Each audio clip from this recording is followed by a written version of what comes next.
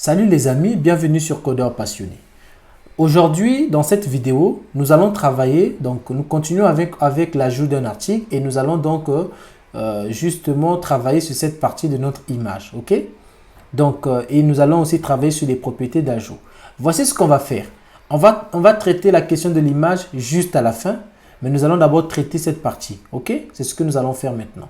Pour l'instant, lorsqu'on clique sur le bouton fermé, nous remarquons que nous avons une erreur parce que la méthode close modal n'existe pas. Donc, tout ce que nous allons faire, on va venir au niveau de notre éditeur ici. Donc, je le ramène là. À ce stade-ci, donc, type article comp, on va juste copier la méthode close modal. Donc, il y a la méthode close modal est quelque part ici. Nous allons copier cette fonction et on va tout simplement venir déposer au niveau de notre composant article ici. Comme ça, close modal sera disponible. Voilà. Donc ici, on enregistre. Alors, il y a une dernière chose à faire.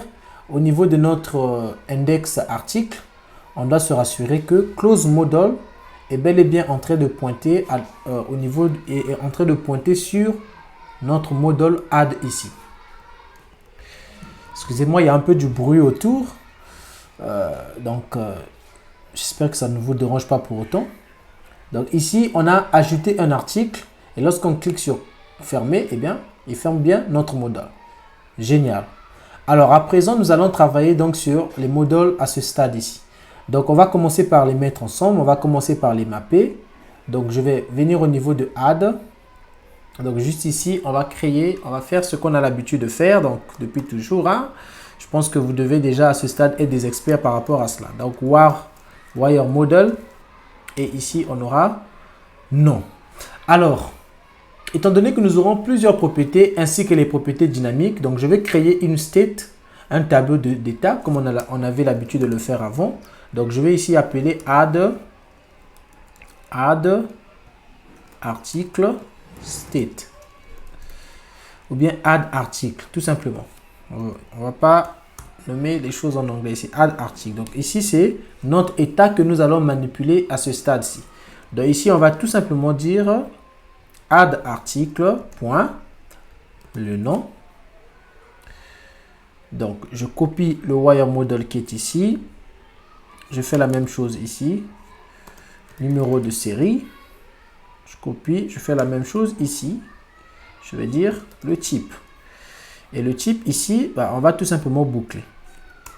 Donc, au lieu de me répéter, on va tout simplement venir ici et on va tout simplement copier tout ce qui est ici.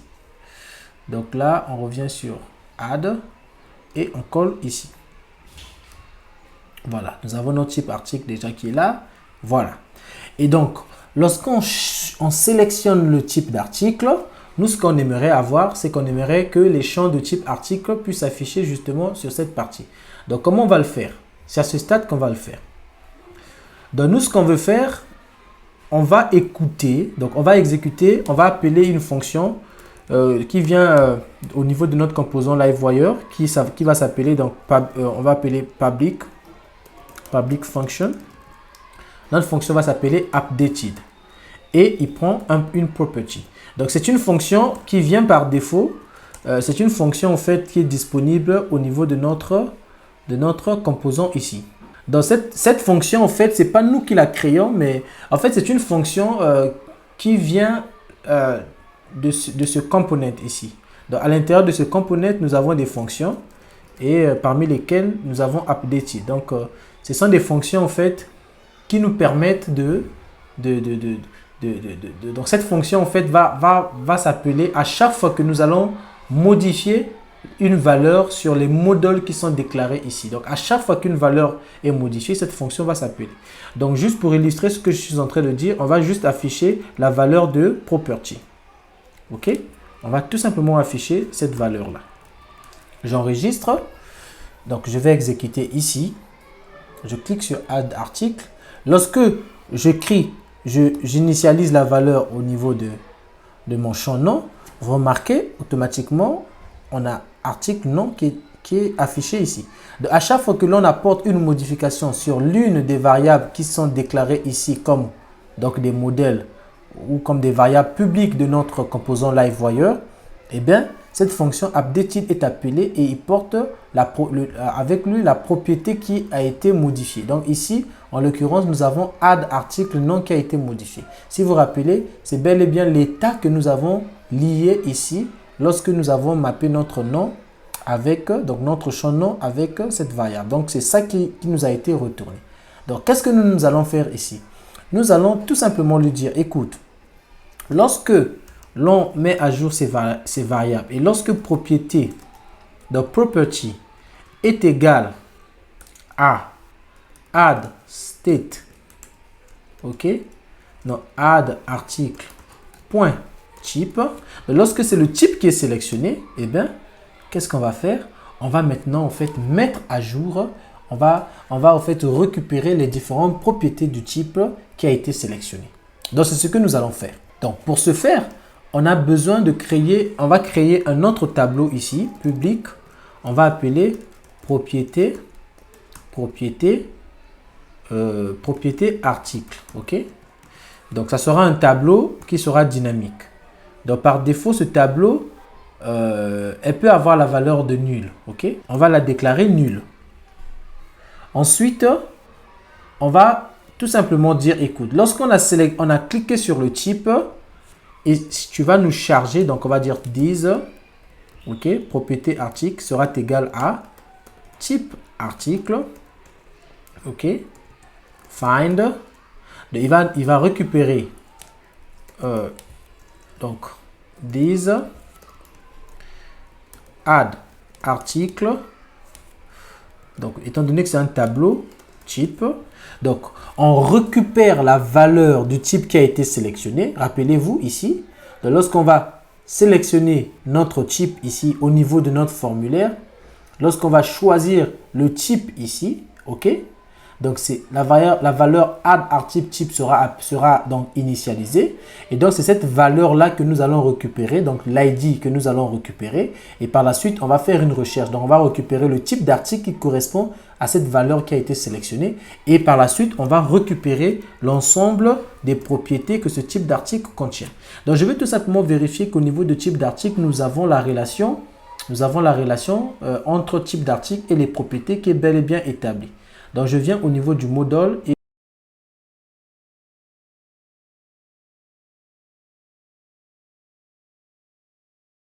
alors, comment on va faire? Bah, on va tout simplement dire public, fonction, propriété, ok, propriété. Et là, on va tout simplement dire return these as many. Donc, et il a beaucoup de quoi? Propriété article. Donc, remarquez, propriété article, au fait, c'est le modèle qui pointe sur la table article propriété. Et cette table article propriété contient donc l'ID de l'article, la propriété article. Non. On a type article et puis on a propriété article. La table propriété article contient donc une colonne type article ID. Donc nous sommes en train tout simplement de mettre la relation entre notre type article avec cette table propriété article. Donc, étant donné que nous avons déjà un modèle propriété article qui existe, donc nous avons déjà sur lequel nous avons établi certaines relations, d'accord? Donc ici, ça a été déjà fait. Donc, c'est cette relation-là que nous établissons à ce niveau ici. Donc, ce qui fait que, avec cette nouvelle relation ajoutée, nous pouvons accéder, aux différentes propriétés de notre type article de cette manière. Ok? Donc, une fois que nous avons ces propriétés, eh bien, nous allons tout simplement les afficher au niveau de l'interface. Donc, au niveau de l'interface, on va tout simplement, on va boucler sur la variable propriété article. Donc, je vais copier tout ça. Je viens ici et là, je vais boucler sur la variable propriété article. Donc, je vais juste créer un autre div là. Et à l'intérieur de ce div, on va tout simplement boucler. Donc, on va dire if, plutôt for each. Donc, je vais copier ça. Propriété article as propriété. OK. Et là, on va faire un end for each. Et à l'intérieur, on va tout simplement mettre des form group. Donc là, on aura notre premier form group ici. Donc le nom ici sera propriété nom.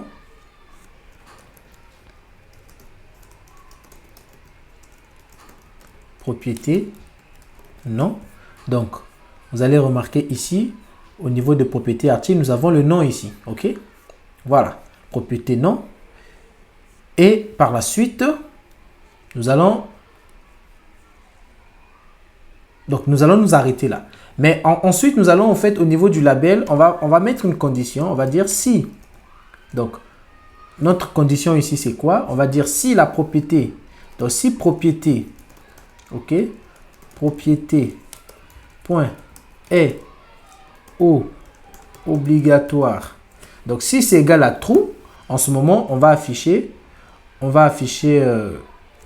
une astérisque. Donc, on va peut-être mettre requis. OK. Donc là, c'est juste histoire. Je ne sais pas, pour ceux qui comprennent ici. Donc là, tout ce que nous sommes en train de faire ici, c'est de lui dire, écoute, si jamais nous avons, donc on peut ramener ça au niveau de la ligne. Donc, si nous avons au niveau de notre label, donc on aura le nom qui va s'afficher. Donc si c'est marque, on aura marque qui va s'afficher ici. Et puis, on va vérifier si la propriété est obligatoire. Bon, on va écrire requis. Au cas contraire, si ce n'est pas obligatoire, on va tout simplement dire optionnel. Donc là, la personne saura que bon, on va mettre une valeur, on ne mettra pas de valeur. Maintenant ici, alors, on va dynamiquement attacher ça à notre variable donc, qui enregistre notre état. On va le faire juste après. Donc pour l'instant, je vais juste zapper tout ce qui est ici. Et je vais le laisser comme ça. Donc, notez bien que ce div ne sera visible que si la propriété article est différent de nul. Donc, je vais ajouter une autre fonction, une autre condition ici. Donc, on va tout simplement dire, écoute, si propriété article est différent de nul, dans ce cas, tu affiches ce div. Voilà. Et là, on peut lui donner une autre. Donc, on peut tout simplement lui donner au fait la même chose là. Et on va tout simplement, on va juste copier tout ce qui est ici et on va le coller là. Donc, comme ça, on aura plus ou moins le même design. Donc, j'enregistre là. On va aussi, au niveau de notre article ici, le updated, on va enlever le var dump. Le dump, en fait, on l'avait déjà fait, c'est bon. Donc, ici, on actualise, on clique sur ajouter. Donc, lorsque je choisis par exemple voiture, remarquez, j'ai marque, j'ai kilométrage. Donc là, voici là, nous avons deux autres propriétés qui s'ajoutent. Donc au niveau du design, on va tout simplement enlever, je crois qu'on va enlever ça. Je crois qu'on va enlever le padding. Voilà. Et ici, on va tout simplement, enfin, on va garder comme ça. Voilà. Donc là, lorsqu'on choisit voiture, eh bien, il va ramener les propriétés de voiture ici. Et là, normalement, on est censé avoir requis ou bien, voilà. Donc, apparemment, nous n'avons rien. On va regarder qu'est-ce qui n'a pas marché. Donc, on dit si. OK. Donc, si la propriété est obligatoire, tu affiches requis. Au cas contraire, tu affiches optional. Alors, comment est-ce qu'il a compris ça? Je ne sais pas comment il a compris ça, mais j'ai comme l'impression qu'il n'a pas bien saisi ce que nous voudrions dire, ce qu'on voulait dire par ici. On va juste enlever les parenthèses pour voir un peu si ce sont les parenthèses qui font ça. Donc, on enregistre, ajouter un nouvel article, voiture. Voilà, nous avons optionnel et puis nous avons ça qui s'affiche. Ok, donc je pense que c'est un problème de paramètres. Alors, ce qu'on va faire, on va mettre tout ça dans des conditions ternaires.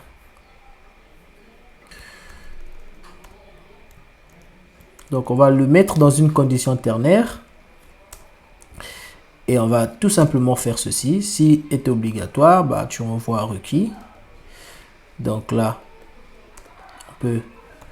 pourra mettre les parenthèses comme on le veut.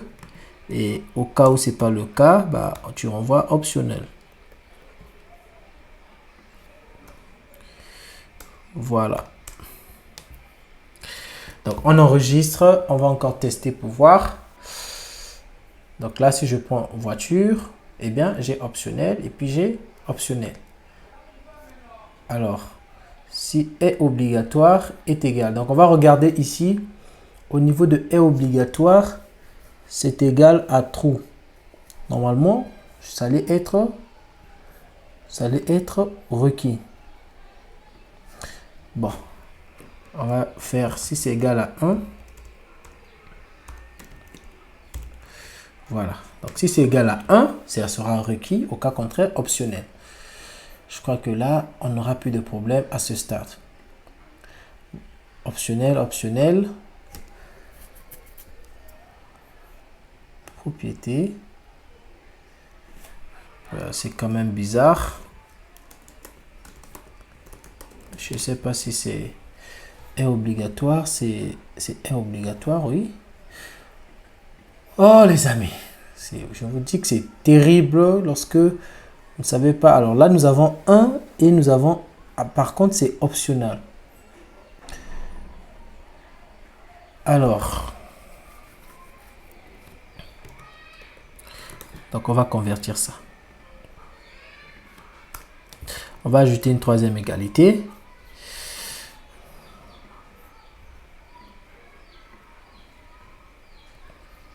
Optional, optional. Alors, je pense que je ne sais pas.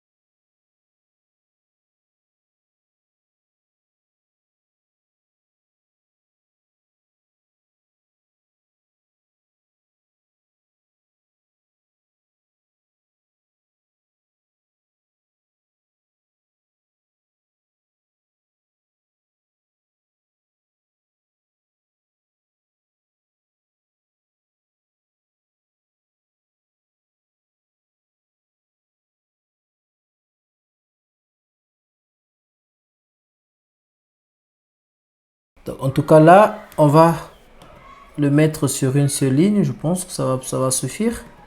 Voilà. Et nous avons notre end if qui est là. Donc, je reviens ici. Alors là, si ça ne passe pas, on va passer à autre chose. Voilà. Donc là, c'est obligatoire. Voilà pourquoi. Donc, si c'était optionnel, on aurait vu que ça devait être optionnel. Donc, si je viens ici, kilométrage, je mets optionnel, 0. Et je viens, j'actualise. Quand je clique ici, je choisis voiture. Eh bien, il faudrait qu'on ait optionnel ici. Donc là, on peut ou ne pas le mettre. Donc, vous avez remarqué, on peut avoir plusieurs propriétés qui vont s'afficher juste après ici. Donc, pour marquer une légère différence, je vais ajouter un petit paragraphe. Et je vais tout simplement mettre un peu quelques petites lignes là, histoire juste de marquer au fait une séparation. Donc là, c'est une façon de faire.